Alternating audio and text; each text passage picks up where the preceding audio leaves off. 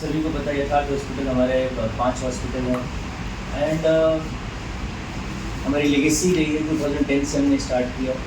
But now आज के time में I am really proud to tell you कि आज यथार्थ ग्रुप जो है ऐसा कोई भी प्रोसीजर नहीं है कॉम्प्लेक्स टू कॉम्प्लेक्स जो वर्ल्ड में कहीं पर भी डिफिकल्ट सर्जरीज जो होती है वो यथार्थ नहीं कर सकता in terms of the infrastructure, in terms of the equipment, and the most important in terms of the doctors, skillful doctors, so like Dr. Franco sitting there.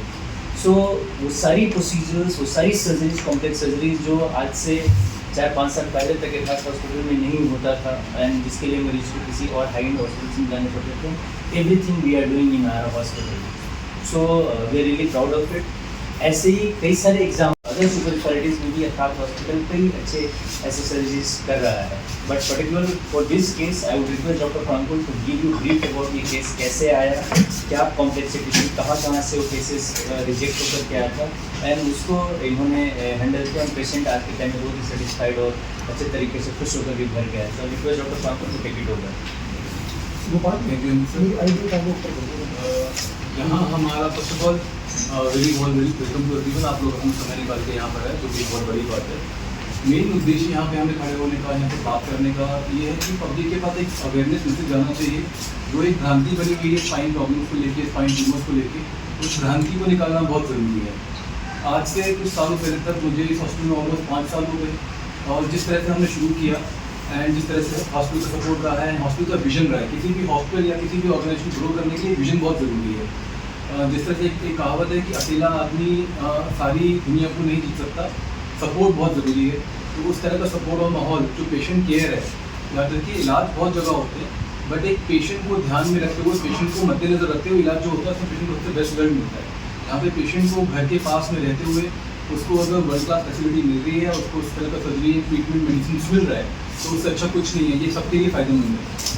तो यहाँ पर हम जो केस आज डिस्कस करने वाले हैं एक बहुत ही रेयर केस है। इनफैक्ट इस तरह का केस अब तक लिटरेचर में नहीं पाया गया है एंड जब ये केस हमारे सामने आया था तो हमने काफ़ी इसके बारे में रिसर्च करी थी कि क्या ये पहले केस हुआ है इस तरह से। हमने काफ़ी इंटरनेट पब्लिकेशन वगैरह पे रिसर्च किया, जो मेडिकल पब्लिकेशन वगैरह होते हैं, जो वेबसाइट्स होती हैं, वहाँ पे इस तरह केस अभी तक मेंशन नहीं है। तो ये जो केस है एक स्पाइन ट्यूमर का केस है जो कि काफ़ी रेयर है। तो स्पाइन ट्यूमर जो होता है यूजुअली क्या होता है कि जो हमारी रीढ़ की हड्डी होती है उसमें मल्टीपल लेवल्स होते हैं। तो यूजुअली स्पाइन ट्यूमर 1 या 2 या 3 लेवल तक होता है, यानी इसकी साइज़ की बात करते हैं। लेवल मतलब साइज़। पर ये पहली बार हमें ऐसा केस मिला है जो 1 नहीं, 2 नहीं, 3 नहीं, 5 नहीं, 7 लेवल पे था। 7 लेवल का ट्यूमर स्पाइन पे मिलना कॉमन नहीं, अनकॉमन भी नहीं, रेयर भी नहीं, क्योंकि ये पहली बार ऐसा कोई केस हुआ है ऑपरेट सक्सेसफुली, चाहे सक्सेसफुली हुआ हो बाहर नहीं, बट कोई रिपोर्टेड नहीं है इस तरह का। पर जहाँ तक कि हमारी नॉलेज है और जो इंटरनेट हमें प्रोवाइड करता है तो उसके हिसाब से ऐसा केस अब तक ऑपरेट हुआ नहीं है। तो एक यंग फीमेल थी हमारे पास, अनफॉर्चुनेटली वो आ नहीं पाए हैं इनके कुछ पर्सनल कमिटमेंट्स थे, otherwise they suppose to come, आपसे हम मिलवा भी देते थे उनको एंड वो अपने बारे में खुद बताते आपको। बट यंग फीमेल है, 35 ईयर्स के आसपास एज है इनकी एंड नोएडा की निवासी है और पिछले 6 महीने से काफ़ी समय से इनको बैक पेन रहता था और बैक पेन के साथ धीरे धीरे इनके पैरों में भारीपन आना शुरू हुआ था और भारीपन के बाद पैरों में कमजोरी मतलब वो चल नहीं पाते थे, बैलेंस नहीं बनता था इनका। और उन्होंने कई जगह दिखाया बट प्रॉब्लम सॉर्ट आउट नहीं हुई, थोड़ी बहुत मेडिकेशन थी पर प्रॉब्लम बढ़ती गई और बढ़ के ये हालत आ गई कि पिछले 6 महीने के अंदर वो पूरी पैरालाइज हो गई, वो बेड पे आ गई, पैर का भी मूवमेंट बिल्कुल ज़ीरो हो गया। तो जब पैर का मूवमेंट ज़ीरो हो गया और उन्होंने फिर कहीं दिखाया, मल्टीपल जगह, नोएडा में भी दिखाया, दिल्ली में भी दिखाया, MRI कराया गया।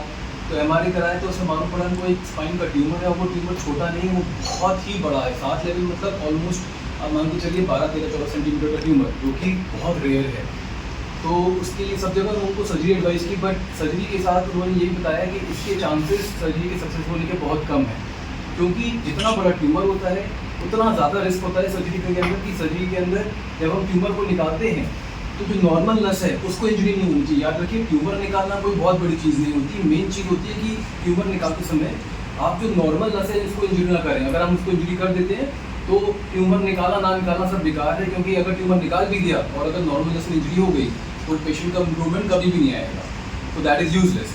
तो ऐसे केसेस के अंदर कई जगह से पेशेंट ने हताश होकर फाइनली मेरे किसी कलीग ने उसको मेरा नाम रेफ़र किया, यथार्थ हॉस्पिटल के बारे में बताया, तो वो हमारे पास आए एंड हमने उनको एग्जामिन किया, पूरा इनको सब समझाया। एंड एक्चुअली क्या है कि इस तरह का ट्यूमर, इस तरह का सर्जरी जो होता है ये किसी छोटे हॉस्पिटल में नहीं हो सकता। इस ट्यूमर को सक्सेसफुली करने के लिए हमें पूरी टीम चाहिए होती है, पूरी इक्विपमेंट चाहिए होती है, पूरी पोस्ट ऑफ केयर मैनेजमेंट चाहिए होती है। इस ट्यूमर का सक्सेसफुल रिजल्ट, सर्जरी के सक्सेसफुल रिजल्ट के लिए हमें बहुत सारे इक्विपमेंट चाहिए होते हैं, जो कि हर हॉस्पिटल में, बड़े हॉस्पिटल में यूजुअली वहाँ पे भी नहीं होते हैं। बट यथार्थ में पिछले जो 5 सालों में हमने ग्रोथ की है, तो उस तरह के हम इक्विपमेंट्स ला पाए हैं एंड उस तरह के हम ट्यूमर्स की सक्सेसफुल सर्जरी कर सकते हैं। तो उस ट्यूमर की सर्जरी करने में हमें ऑलमोस्ट 7 से 8 घंटे लगे और इस ट्यूमर को पूरा शुरू से लेकर अंत तक निकाला गया। हमारे पास इसकी फ़ोटोज़ एंड वीडियोज़ भी हैं, जो भी आपको हम दिखाएंगे। और सर्जरी करने के तुरंत 48 घंटे के बाद भी पेशेंट का पैरों का मूवमेंट आना शुरू हो गया and patient was very happy and very comfortable. और 5 दिन के बाद हमने पेशेंट को डिस्चार्ज कर दिया और अब 3 महीने हो गए सर्जरी को किए हुए ऑलमोस्ट हमारे पास। पेशेंट अब हमारे पास ओपीडी में आती है, अब वो वॉकर के सहारे खड़ी हो पाती है और वॉकर के सहारे चल पाती है और अगले 3 महीने में वो बिना वॉकर के भी चल पाएगी। तो ये अब फिजियोथेरेपी इसके बाद, जैसे मैंने बताया, कोई भी सर्जरी, कोई भी इलाज, कोई भी काम बिना टीम वर्क के नहीं हो सकता है। तो सर्जरी के अलावा ऑफकोर्स एक्सपर्ट सर्जरी बहुत ज़रूरी है ऐसे केसेस के अंदर। सर्जरी के बाद फिजियोथेरेपी का बहुत अच्छा रोल आता है, क्योंकि जो कमजोरी आ गई थी पैरों की, उसको ठीक करने में फिजियोथेरेपी का भी काफ़ी बड़ा रोल होता है। तो वो हमारे यहाँ पे फिजियोथेरेपी डिपार्टमेंट में पूरा ट्रीटमेंट हो रहा है उनका एंड जिसकी वजह से उनको ऑलमोस्ट 70% रिकवरी ऑलमोस्ट आ चुकी है और हमें यकीन है कि 30% रिकवरी भी by the end of this year वो आ जाएगी। तो मेरा मेन उद्देश्य हमारा यहाँ पे बात करने का ये है कि आज हमारे पास world class facility, state of art technology, all advance equipment हमारे यथार्थ सारे सेंटर्स में अवेलेबल है। जिस तरह के स्किल्ड इक्विपमेंट्स डॉक्टर्स चाहिए वो सब अवेलेबल है एंड हमारे पास नोएडा एंड ग्रेटर नोएडा के पेशेंट्स को इस तरह से घबराने की ज़रूरत नहीं है। उनके पास घर के पास में ही वी हैव कंप्लीट केयर, जिससे उसका वो पूरा फ़ायदा उठा सकते हैं।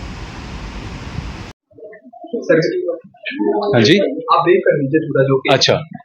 ये एक्चुअली एक वीडियो हम लोग छोटी सी बना रहे हैं, आपके सामने लेकर आ रहे हैं। ये एक्चुअली एक बहुत ही रेयर केस है जिसके बारे में अभी तक एटलीस्ट जो फाइंडेबल मीडिया है, जो इंटरनेशनल इंटरनेट के द्वारा जो अवेलेबल है इंटरनेट के थ्रू, तो वहाँ पर इस तरह का कोई अभी केस पाया नहीं गया है और इस तरह का किसी तरह का अभी कोई केस रिपोर्ट नहीं हुआ है। तो ये केस है, एक हमारे पास एक यंग फीमेल आई थी, 35 ईयर्स ओल्ड फीमेल, नहीं नोएडा की निवासी, जिनको एक बहुत ज़्यादा परेशानी थी कि पैरों में कमज़ोरी आ गई थी और वो कमज़ोरी बढ़ते बढ़ते पूरी तरह से पैरों में पैरालिसिस आ गई थी और सुनपन आ गया था। तो मालूम पड़ा, जब जांचें वगैरह हुई तो उनको मालूम पड़ा कि बहुत बड़ा ट्यूमर है स्पाइन में, जो कि 7 लेवल का है। 7 लेवल मतलब 7 जगह पे फैला हुआ है और यूजुअली स्पाइन ट्यूमर 1 या 2 लेवल के होते हैं, पर वो 7 लेवल पे ट्यूमर था और 7 लेवल के ट्यूमर की वजह से इनका पैर पूरे पैरालाइज हो चुके थे।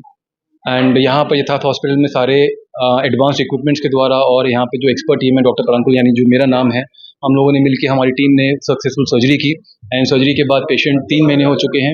पेशेंट अब कंफर्टेबली अपने वॉकर के द्वारा, अपने वॉकर के सहारे से चल पा रहा है एंड खड़ा हो पा रहा है, जो कि एक बहुत बड़ा अचीवमेंट है। क्योंकि इन ट्यूमर्स के अंदर, इन सर्जरीज के अंदर, खासकर जब इतना बड़ा ट्यूमर है 7 लेवल का, जो कि कभी पाया नहीं गया है अभी तक पहले, एटलीस्ट रिपोर्टेड तो नहीं है, तो ऐसे पेशेंट्स के अंदर बहुत रिस्क होता है कि नॉर्मल स्पाइनल कॉर्ड की इंजरी हो सकती है और सर्जरी के बाद भी पेशेंट को इम्प्रूवमेंट ना हो।